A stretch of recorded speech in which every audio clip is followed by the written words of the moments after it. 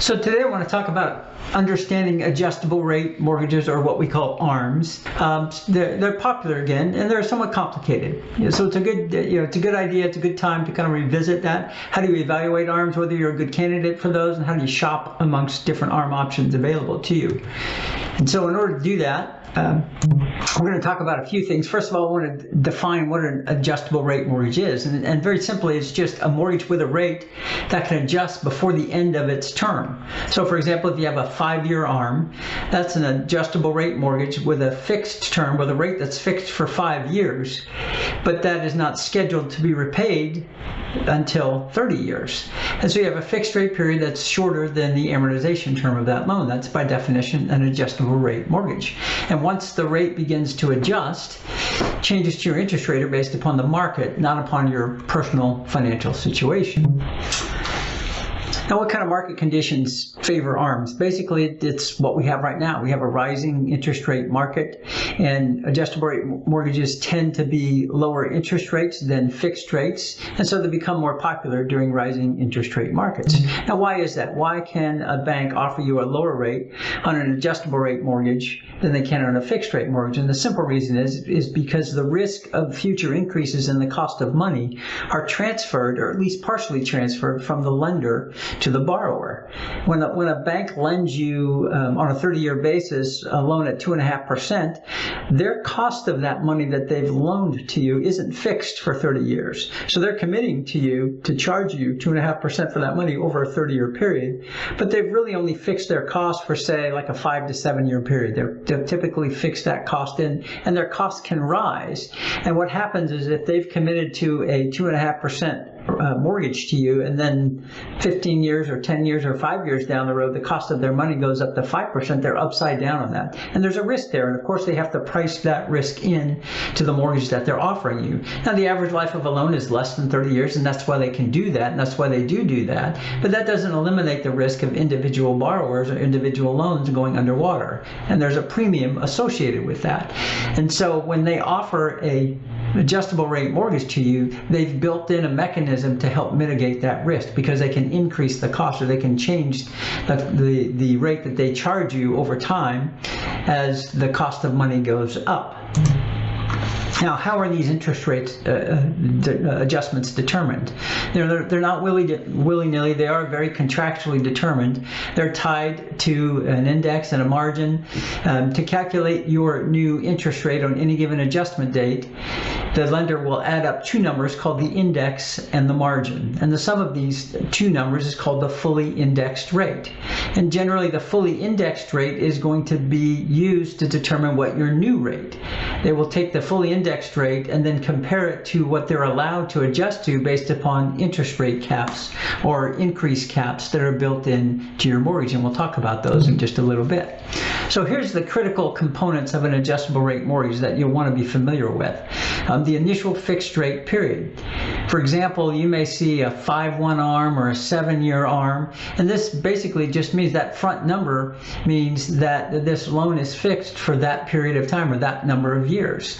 And so if you see a 5-year ARM, it's fixed for 5 years, but generally amortized over 30, or a 7-year ARM, it's fixed for 7 years and generally amortized over 30 years. And the longer that initial fixed rate period, the less risky it is to the borrower, because again, you're not on average going to be in that loan longer than 7 years, and so your risk is mitigated to the degree that you have a longer fixed rate period. Now, the adjustment frequency is also something you need to be aware of on an adjustable rate mortgage.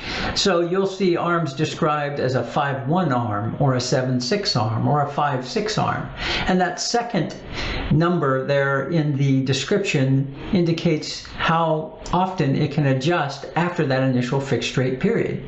So if you see a 5-1 ARM or a 7-1 ARM, that means it's fixed for 5 years or fixed for 7 years, and then it can adjust annually or every 1 year thereafter. If you see a 7-6 ARM or a 5-6 ARM, that's fixed for 5 or 7 years and then adjust every 6 months thereafter. And these more frequent adjustments allows the lender to increase rates sooner in a rising market. Now, we talked about caps. That's also very important in determining your interest rate on adjustment date. A cap limits the amount that a rate can change on any given adjustment date. And this is very important to you as a borrower because, different times in our history, we have seen periods where rates have gone up considerably. And were it not for these caps, your cost of money on your mortgage could go up very considerably without some sort of limitations on these, and that's why they're built in.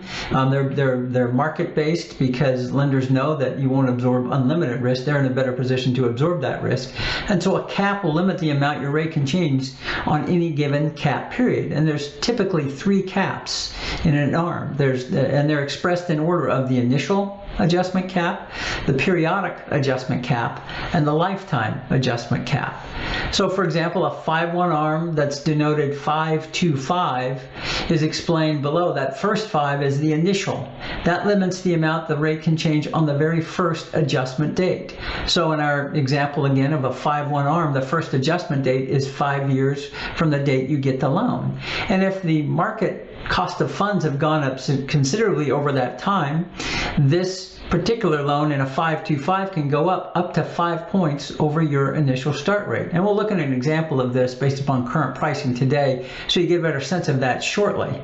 But that's what that first or initial adjustment cap is. And you'll see 525, you'll see 225, for example. That's the one we're going to show you a little bit later on. That's the one I'm more prone to use because that 5% initial adjustment can be a big pill to swallow. If you've been in the same rate for 5 years and then all of a sudden it goes up by 5 points, that's pretty dramatic. I'd rather have my clients go into something that's more gradual in a rising rate environment. So more frequently you'll see like a 225, and we'll talk about that a little bit more. But that's what that initial rate is, and the reason that the initial is different than the periodic or the lifetime is that it gives lenders the ability to say, if I get into this loan and then the first 5 years or the first 7 years my cost of funds have gone through the roof, I want the capacity to recoup that or basically force that borrower to refinance at the end of that term, because I don't want to be exposed to that high cost of funds while I'm charging a much lower rate for a very long period of time. And that's why some lenders will have that first adjustment cap be up to the lifetime cap, which is what it is here. You see the 525, the 5 front end and the 5 on the back end represent the initial and the lifetime cap. You can never go above the lifetime cap, but if the lender's cost of money has gone up enough during that initial fixed rate period, they can get to that lifetime cap right away. So that's the initial cap. The periodic cap limits the amount the rate can change on any given adjustment date. Now, other than the initial adjustment date. Now, recall that products can have a 1 year or a 6 month adjustment period. So if the cap is 1% per period, but the rate adjusts every 6 months, then that means your rate could adjust up to 2% per year because there's 2 adjustment periods.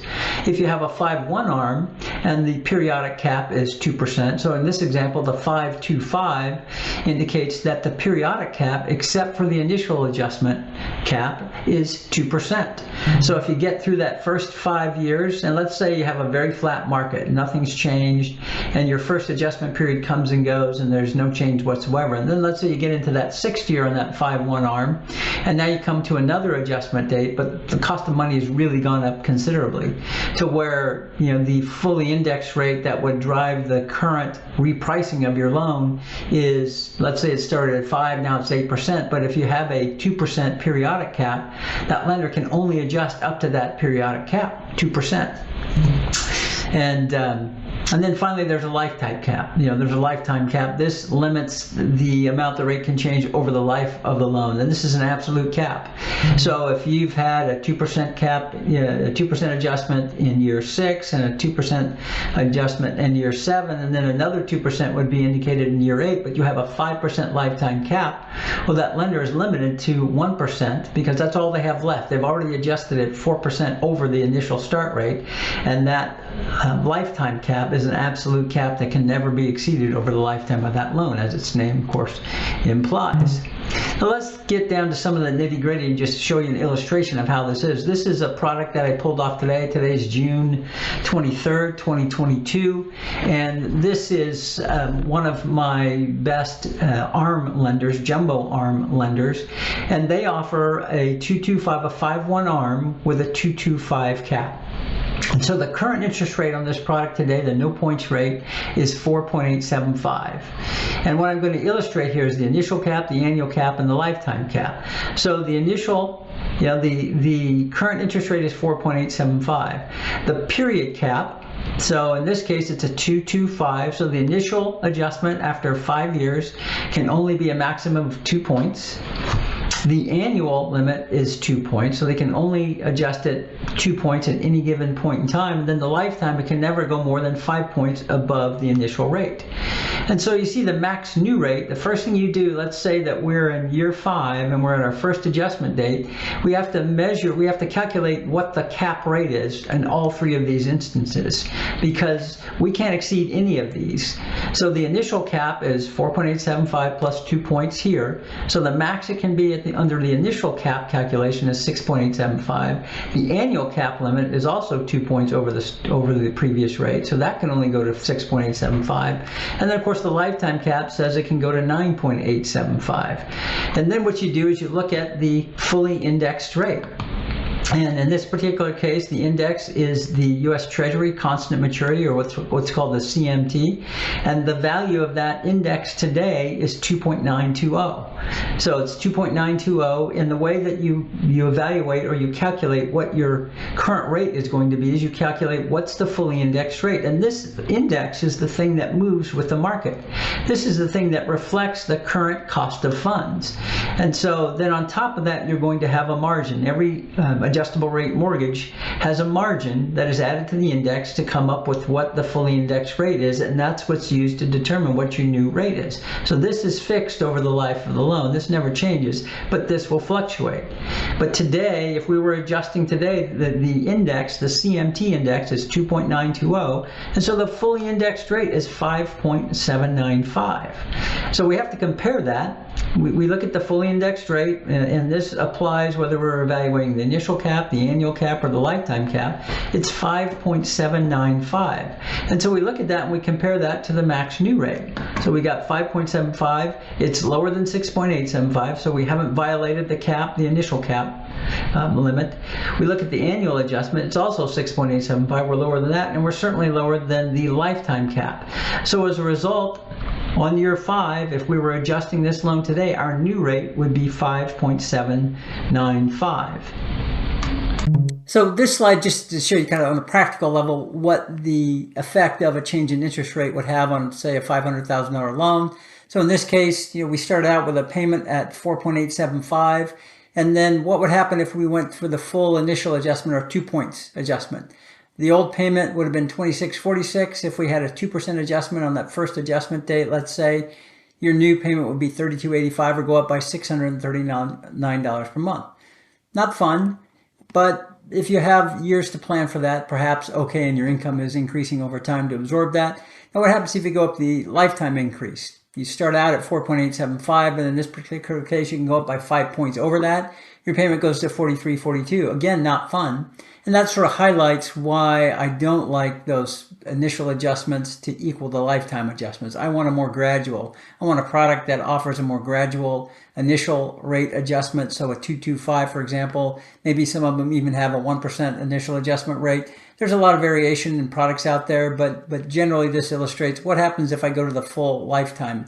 Well, this could only happen in $639 increments over each adjustment period. If I have a 225, for example, I can only go up 2% on the initial adjustment period, only 2% on any subsequent adjustment period, and of course, limited to a lifetime cap of $1,696 over the start payment or over the start rate. Not fun, but it is limited, it is capped, and that's why it's there to protect you from even worse. So what is an index? Now, the index is a benchmark interest rate that reflects general market conditions. And this index changes based upon the market. So there is one called the Secured Overnight Financing Rate. There's the Cost of Funds Index. The Cost of Funds Index measures what banks are paying on savings deposits. And you know that in rising interest rate environments, inflationary environments, banks are going to increase that. And so that's a reflection of the cost of funds in the marketplace, and that's going to be reflected in the index. And the lender will choose which index they want to offer you. You can shop around different lenders, and maybe some lenders will even have various products with different indices that they're tied to, but the lender is going to fix a certain index or going to tie a specific loan product to a specific index. Some of the most popular index, the CMT, that's the one we just looked at in our example. This is based upon average yields on U.S. Treasuries, adjusted for 1 year. It's a very technical thing. One of the things to understand about this index is that it's a leading index. There are lagging indices and there are leading indices. Leading indices tend to adjust faster, and you would prefer a lagging index in a rising interest rate environment because it's going to adjust slower. The 11th District Cost of Funds Index, based upon the cost of deposits of savings, we just talked about that. That's a lagging index. It tends to be more steady. And then you have what's called the Secure Overnight Financing Rate. This is the rate that banks charge one another for overnight lending. This is very closely tied to the Fed funds rate, and so it can adjust. It's a leading index as well, and it can adjust more significantly. Now, generally, this is sort of like the tail wagging the dog. You're generally not going to be making a final or ultimate decision based upon the index because it's a little too obscure what this is going to be in the future. But it's good to know when you're choosing amongst different products, if you have a choice of a similar product of a similar starting interest rate that works for you, and you have a choice between a leading and a lagging index, it might make sense to choose a lagging versus a leading. But you also have to factor in the different margins. Different products will have different margins, and so it's not just the index that determines your rate, it's the index plus a margin. So someone may offer you a product that has a lower or more stable index, but has a higher margin, and so it might tend to adjust at a higher rate even though it adjusts more slowly over time. So what's the margin? It's just the number of percentage points added to the index by the mortgage lender to set your interest rate on an adjustable rate mortgage. And this is after, of course, the initial fixed rate period ends. And this is set in your loan agreement, and it can never change. It's contractually based. It can never change. It's that fixed number that's added to that variable index number to come up with what your new cost of, or what your new interest rate is going to be. So the question is, are you a good candidate? Would you be a good candidate for an adjustable rate mortgage?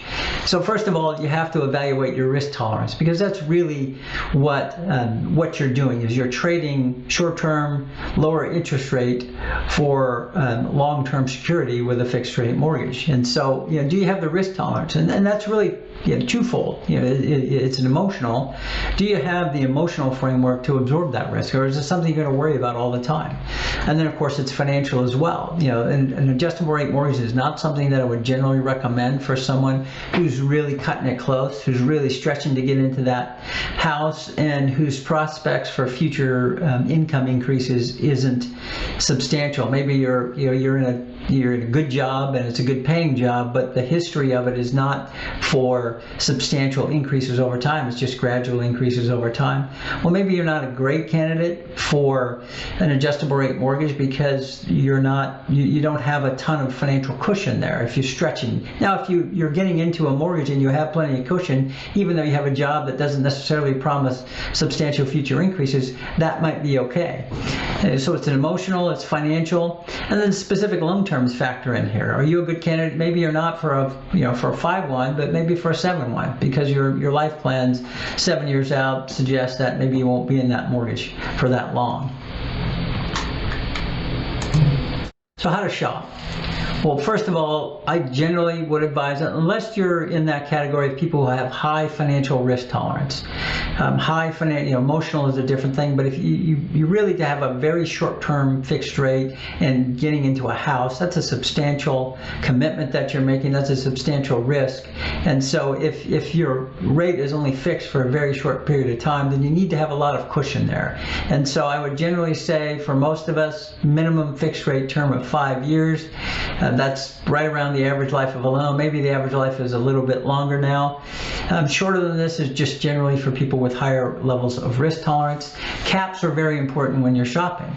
I personally wouldn't want to get into a mortgage with an initial cap that goes up to the lifetime cap. So I wouldn't want to get into a mortgage that has a 5% initial cap, because that's just too big of a shock to absorb in one fell swoop. If the market conditions change such that 5 years from now, on that first adjustment date, that my rate would go up to the lifetime cap, were it not for the periodic cap or the initial adjustment cap that were lower. So I'm generally going to go with a gradual adjustment. I want to go with a 225, something that has a 2% initial cap, a 2% annual cap, and then of course the 5%. Hard to get away from that lifetime cap being right around 5%. And the initial rate is generally going to be your biggest factor. Lenders are generally going to be competing on the initial rate. It's a good idea to calculate the fully indexed rate. So if you're comparing two adjustable rate mortgages, they have similar starting rates. It's a good idea to take that particular mortgage product's margin plus that mortgage product's index, and just see what the current fully indexed rate is for that mortgage.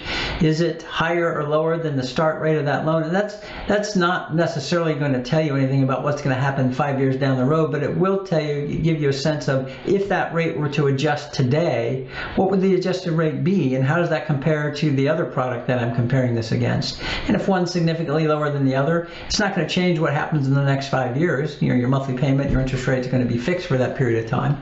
But maybe that would indicate to you that maybe I'll go with that lower fully indexed rate, because it seems like it would have less risk, or more likely to adjust lower in the future. And then of course the index, and this is really all other things being equal. This is not necessarily the component that's going to drive your ultimate decision, but all other things being equal, I'd probably prefer a lagging index, one that's going to adjust more slowly, that's going to be more stable. So learn a little bit about that. Thanks so much.